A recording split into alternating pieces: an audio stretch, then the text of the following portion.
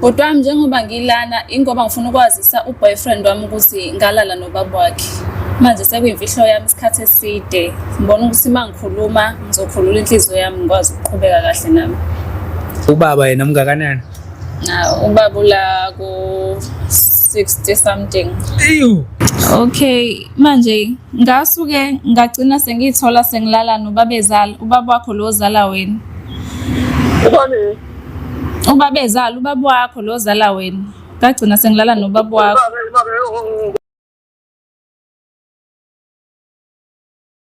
Sanibona babukele emakhaya. Siyanamukela futhi kolunye uhlelo leVumani Films. Igama uNjabulo uGcwaba uNgunizi. Ngihleli nentombi enhle laba, isister. Uright? Ngiyaphila bhuti wami. Ngiyaphila nami. Bengicela bandla ukuthi nje wazise mina, wazise nababukeli emakhaya ukuthi usibizeleni namhlanje. Sanibonani babukeli, igama lami nguSami ngengwakhuzwayo, ngihlala eShowe. Ngilapha kwisho namhlanje ngoba bengifuna ukwazisa umuntu wami kunemfihlo enginayo ngifuna ukumtshela yona. Manje le mfihlo sengihlale nayo u2 years wonke manje yangidla. My sister, imfihle kanjani leyo? Hey bhuti wami, le mfihlo le kwamina mangicabanga ngivele ngifikelwe yinyembezi. Lento engayenza akusiyonto right okwakumele ngiyenze kodwa ngenxa yezimo esibhekana nazo empilweni ngagcina sengithola nami sengiwenzile. Bengifuna ukwazisa uboyfriend ukuthi ngagcina sengithola sengilala nobaba wakhe and akusikho nokuqala.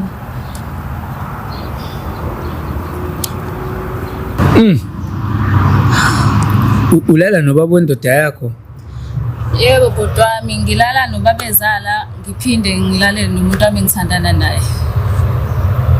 Sisi wami, kwenzeka kanjani lokho? Okay, shothi indaba yaqala ekutheni ngiyathandana noboyfriend wami. Sathandana nje kwaba right, kwahamba ngamxoxela nje ngesimo sami nokuthi angisebenzi. So uboyfriend wami wasengitshela ukuthi ekhaya kubuhlala nobaba wakhe and akasenayo umama. So bangabantu abajwayele ukuqasha abantu abazosebenza endlini. So lo bekade khona uhambile. So wasethi yena ubona ukuthi ithuba elingcono lokuthi ngilithathe ngizosebenza ekhaya kubo.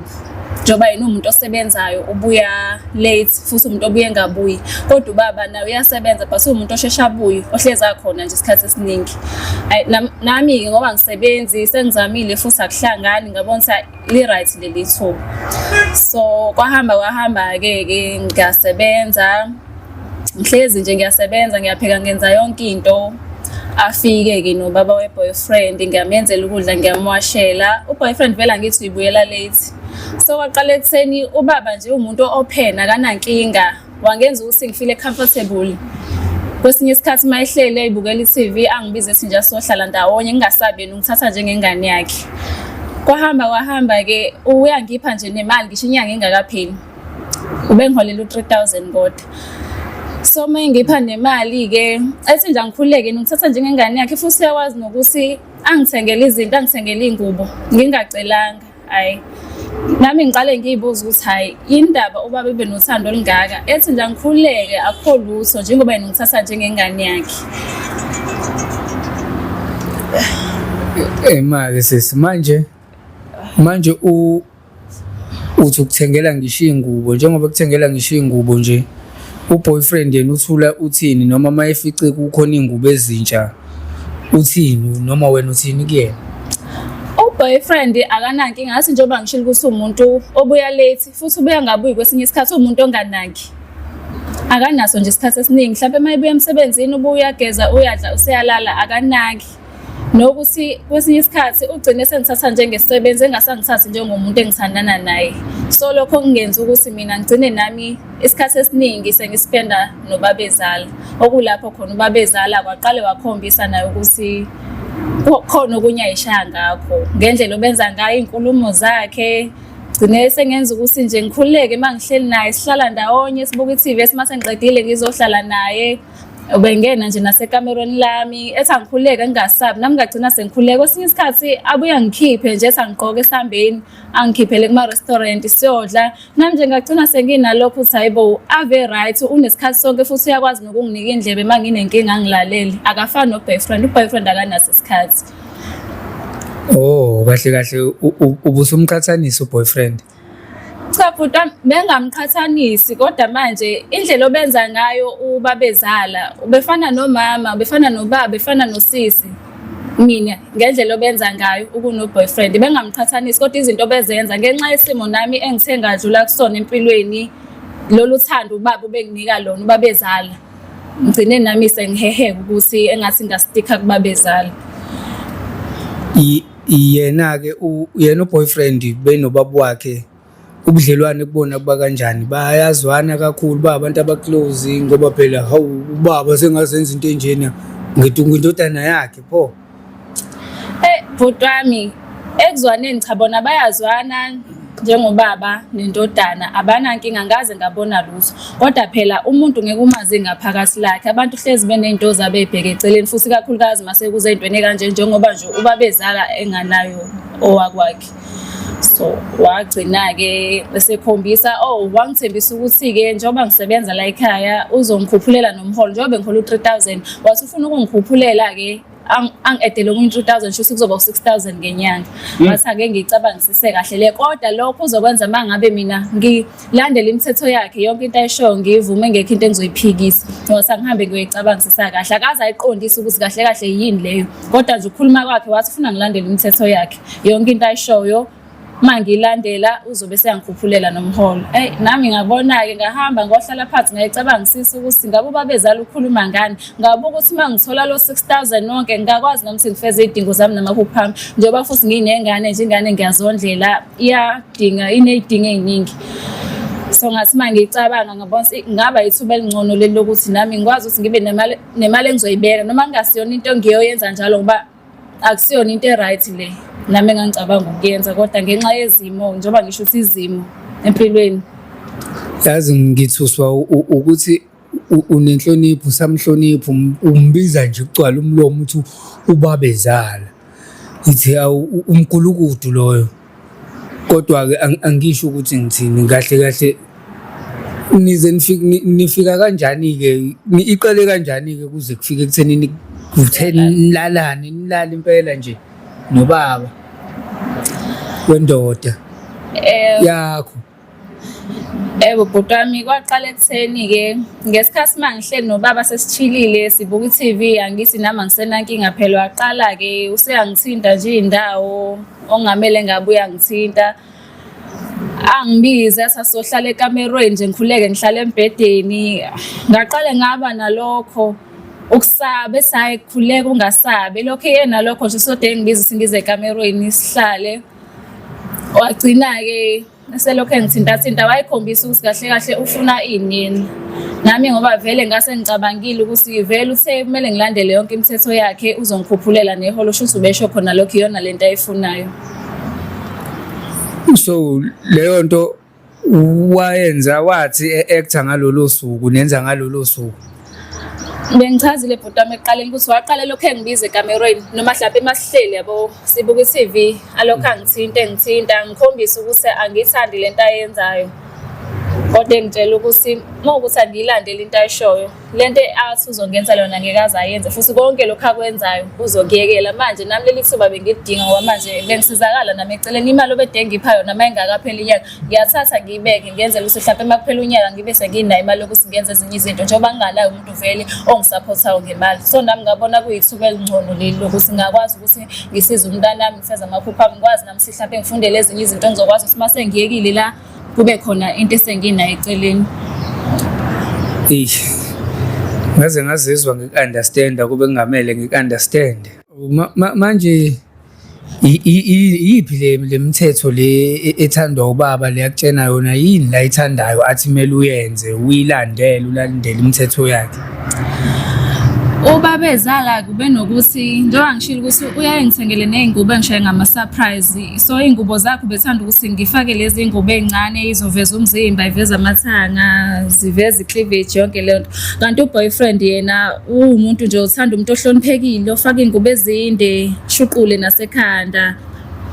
So and nokuthi ku-boyfriend njengoba bengisho ukuthi akanaso nje isikhathi esiningi, akanasikhathi futhi ugcine sengithathisa njengomuntu ongase uyi-cleaner. Ngisho ngifuna ukuba naye angibuze ukuthi ngabe usuyiqedile yonke imisebenzi okumele uyenze. Ngibuze ukuthi hayibo sithandwa sami ngishiso yini lokho. Angitshela ukuthi yona into engisuke engiyizele la kwakhe. So nalawo magama agcine sehlala kabuhlungu kumina, ngabona ukuthi hayi uba bezala ngase ungcono kuno-boyfriend.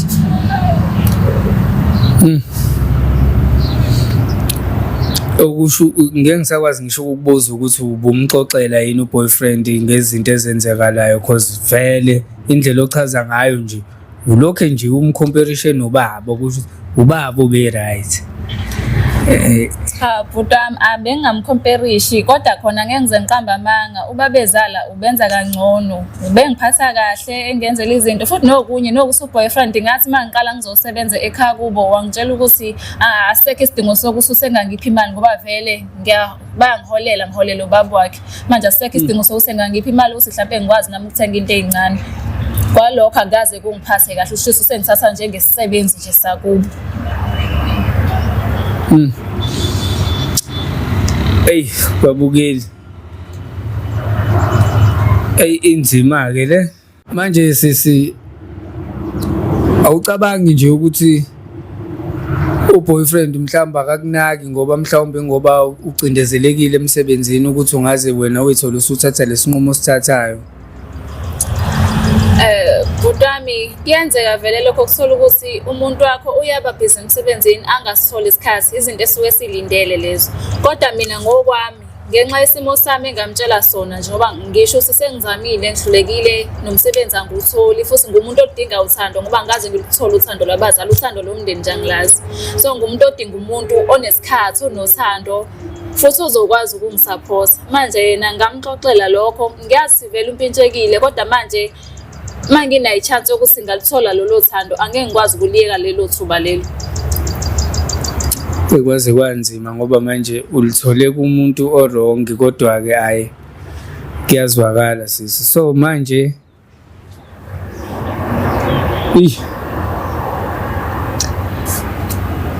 sisi ngicela ukhulume nje unabe okunye ongathanda ukusho ngoba manje Ngingasho bhuti wami ukuthi njengoba ngilana ngiyafisa khona ukuthi ayazi lento le ukuze ngizokwazi ukuthi ngikhuleke ngoba manje angikhululekile nale mfihlo ka2 years engihlezi nayo futhi ngimisele ngokuthi angisafuni ukuqhubeka nalento le. Lethi siyenzeke for 2 years? Yebo bhuti wami sekuminyaka emibili. Emake ngicela ungibalansisa la kulo 2 years lo nendoda yakho nayo nisathandana nisafika embedeni? Yebo bhuti wami siyathandana nje akunankinga, kodwa noma ebuye benakho ukusola ngoba phela ngiswazi ukuthi mina uma ungabe umsebenzi wasendlini umuntu ongenasikhathi uhlezi usendlini uyaklina awunasikhathi sokuphuma ngaphandle. Mase kufike lesikhathi sokuthi kumele senze inkonzo yasekamerweni uba nakho ukuthi eze ukuthi hayi ngeke ngathi ikhonto eshaya amanzi la ngoba phela ngithi manje ubabezala eyakhe ithe ukuthi kuneka boyfriend boyfriend incanyana. Manje mase senza inkonzo yasekamerweni unakho ukuzwa ukuthi hayi ngeke, kodwa futhi abuye akusiyena umuntu onakayo noma ngimbona ukuthi uphatheka kabi uyafisa ukwazi ukuthi kwenzakalani, abuye ngananga ngoba manje umuntu uvele ohlezi engenasikhathi. Hayi nami ngimshayashaya nje saya ayikho lonto leyo, yazi ukuthi kwesinye isikhathi umuntu mase ehlale kakhulu ayichazele. Manje ubaba lento ka isiphenduke kwa ukuthi nje sekuyi relationship nje, into nje eqondile noma kusawukutshontshana? Kusawuntshontshana bhuti wami, siyantshontshana ngoba phela uboyfriend akazi but ubaba uyazi ukuthi ngithandana nengane yakhe futhi ngafika ngayo ukuthi ngizoba umsebenzi wasendlini. So sho ukuthi naye wasebona ukuthi ithuba elingcono leli lokuthi ngoba vele naye akanayo umuntu o-straight njengoba uma wakwakhe wadlula emhlabeni. Nami-ke ngibona kuyithuba elingcono ngendlela angiphatha ngayo naney'nkinga engibhekene nazo, ngifuna ukusolve iy'nkinga zami. Kodwa futhi akuyinto engathi ngiyimisele ngokuthi ngifuna kuthatha isikhathi eside, nami into yesikhashana ukuze ngikwazi ukuthi ngithi uma ngiyeka ngibe senginayo imali ngoba ubaba uyakhipha ngala ephaketheni akafani no-boyfriend. Manje ucabanga ukuthi njengoba usho leyo nto la naye ubaba uzokungenzeka ibone le video le agcine ngasakuniki kwaleyo mali. Engicabanga ukuthi futhi uyithola ngendlela e-wrong kodwa njengoba ngishilo ngiya-understand. Anginankinga bhuti wami, vele njengoba ngila sengifuna ukuthi iyaziwe lento le, no-boyfriend ayazi, vele sekukuphela kwayo njengamanje. Naye u-boyfriend vele nginakho ukuthi angeke asaqhubeka nami, sekukuphela kothando lwethu. Naye futhi ubaba ngiyacabanga ukuthi uma ibona le video ngeke aze ayithande lento le. So vele nje angisenankinga, nami vele sengifuna ukuyiyeka ngoba vele ngimisele ngokushintsha impilo yami. Ngiyazi ukuthi iphutha elikhulu engalenza leli, ngoba nami ngithi lento uma ngiyicabanga ngivele ngifikelwe inyembezi ngiyinyanye kwamina uqobo ukuthi sengingenza into ekanje engingakaze ngicabanga ukuthi ngayithola sengikuyona. Kodwa ngenxa yezimo zempilo, impilo igcina ithatha ikubeka endaweni ongaze uyicabanga ukuthi ungaba kuyona. So kahle kahle njengoba uzotshena u-boyfriend nje umtshenela ukuthi usuyaqeda kwangaye nje ukuthi indaba yakho naye iphelile, nekababa iphelile, noma mhlambe usanezifiso zokuthi nakhe nizama ukulungisa. U-boyfriend ngimtshelela ukuthi azi ukuthi kwenzakalani ukuze nami ngizokwazi ukukhululeka. Angimisele ngokuthi ngihlukane naye, kodwa lento le iyangidla manje. Uma lokhu ingidla ngiyafana nomuntu ukuthi ngamjikela, so ngeke vele saphinda angithembe. Ngiyazi ukuthi sekungenzeka noma yini, kodwa ngimisele ukuthi singalungisa uma ukuthi usafuna ukuthi siqhubeke. Sengiready manje noma ngabe yini ezokwenzeka. Ngiyazi ukuthi kukabili ngenzeka aqhubeke nami futhi ngenzeka ngishiye, futhi ngeke ngize ngimsole ngoba phela lento engayenza iyihlazo kunoma ubani. Akekho umuntu ongayithanda ukuthi usungamjikela ngendlela ukuthi usungalala nobaba wakhe. Ngangcono kube nakhona ukube ngangifisa ukujola ngajola ngaphandle, kodwa hayi nobaba wakhe. Ngiyafisa ukuthi ayazi lento ukuze nami ngizokwazi ukuthi ngikhululeke ngaphakathi enhlizweni, ngoba angikhulekile, ngihlezi nesilonda, ngihlezi ngicabanga ukuthi yo ngaze ngayenza into ebuhlungu kumuntu owangicabangela, wangithatha wanginikeza umsebenzi. Hayi mina mfethu ngiyakuzwa mina sisi wami, so hayi ngisakubuza lutho manje. Ngicela ukuthi sivele simfonele lo mjida. Ungakanani? Mdala kodwa ayikakhulu, la nje o-30. Ngabe ngiyakubuza nawe ukuthi ungakanani manje, umuntu wesifazane akabuzwa. Ubaba yena ungakanani? Ubaba la ku-60 something. Ew. Hayi, alright. Ngiqhenye ngalento engayenza ngoba phela lo muntu usangangizala zangiphinda-phinde, kodwa-ke ngoba ngisho ukuthi Hey, hayi sis. Cela ungiphi inamba yabafu, uthe uba igama lakhe? Usibu. Hey, usibu madoda bahlezi bezobhekana ney'nkinga. hayi bhuti wami.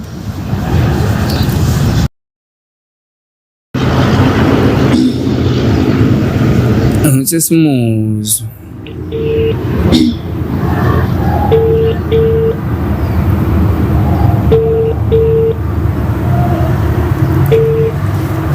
You have reached the voicemail line service. Uyayivala lo muntu yazi. Hey, uqinisile uhlezi ebhizi. Umuntu ohlezi ebhizi akanasikhathi. Siphinde simzame futhi.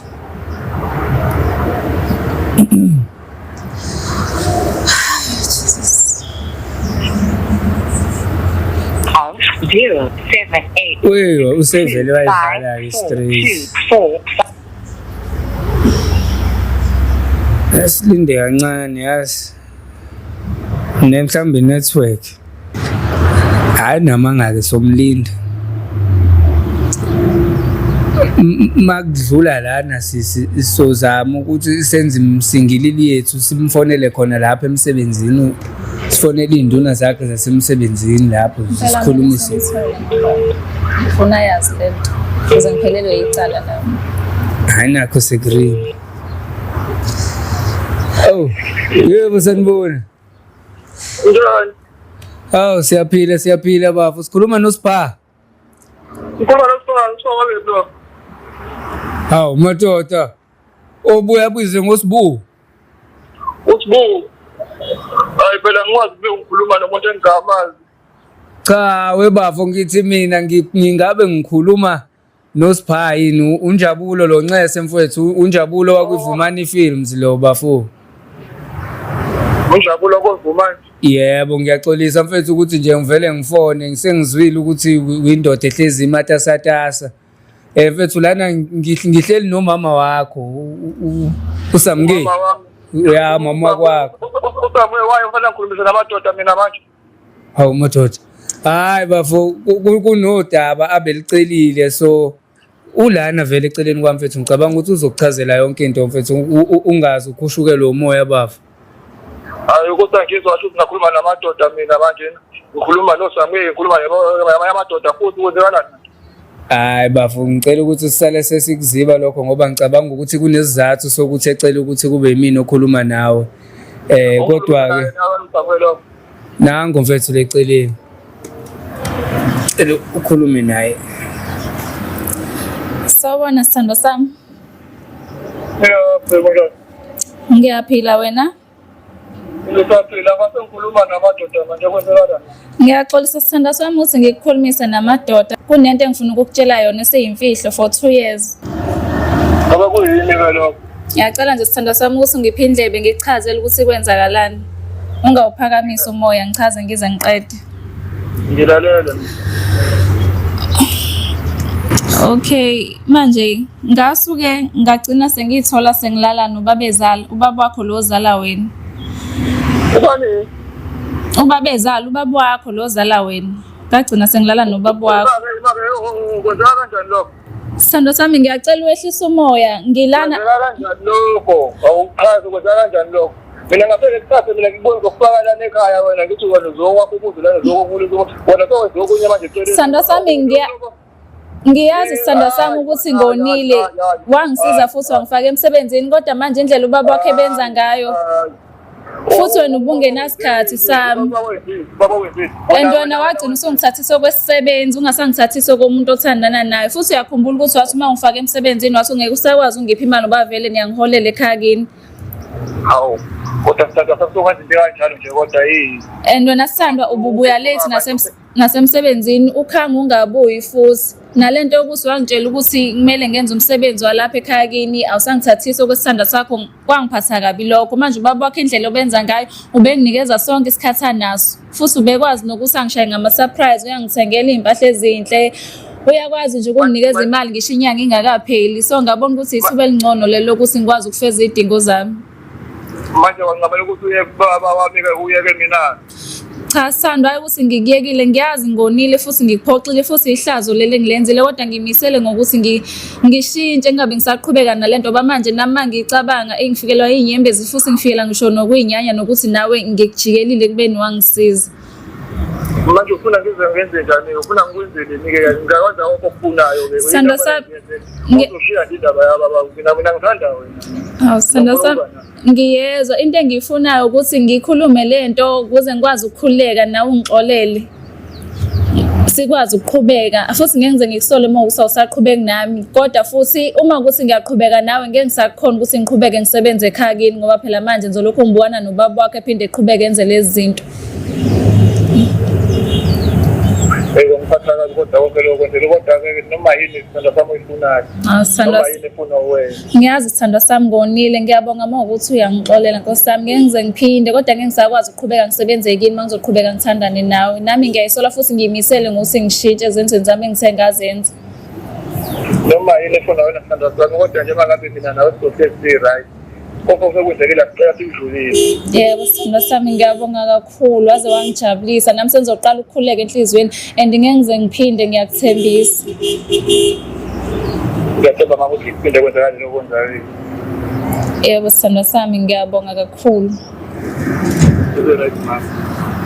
Indoda yamadoda. Uyamuzwa mama uyamxolela. Impela. Umama ngiyamuzwa kodwa phela nathi phela sabantu siyawenza amaphutha. Umama ngiyamxolela phela umama ngiyamthanda. Noma yini efuna yena kufanele ngiyenzile ngoba nami ngiyamthanda nje. Hawu madoda mfo uthini pho ngobaba? Sobe sikubone lokho sobe sikulungisa ngendlela okobaba lokho. Kodwa phela lo nakhuluma ngomuntu wami la. Bexatshaniswa yimini. Hey. Hayi, alright mfowethu kithi, hayi siyabonga ukuthi uyaxola, uyindoda enoxolo impela.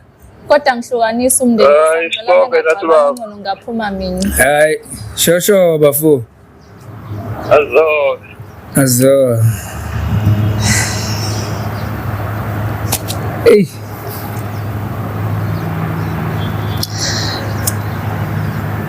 Ujabulile ngicela kuyasibona ismile.